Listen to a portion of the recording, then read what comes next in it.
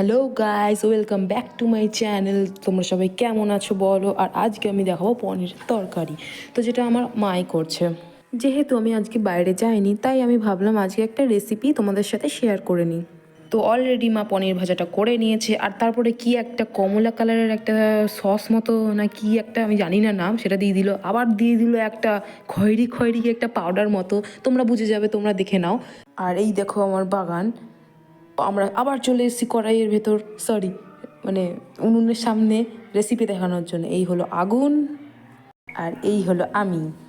আর দেখো এটা কি সুন্দর করে ফুটছে, আর যেটা দেখে হচ্ছে আমার লোভ। তারপরে আমি একটু উনুনের ভেতরে কাঠি করে নিচ্ছিলাম, সরি কাঠ ঢুকিয়ে দিচ্ছিলাম। তো এরপরই মা একটুখানি নেড়ে ছেড়ে দিল, মানে কষাচ্ছে মশলাটা। তোমরা তো সবাই জানোই এই শীতের সময় পনিরের তরকারি আর ফ্রাইড রাইস খেতে খুব টেস্ট লাগে। তো এরপরই মশলা কষানোর পরই মাছ ঢেলে দিল জল আর পনিরগুলো। আবার করে নিলাম কিছু কাঠি।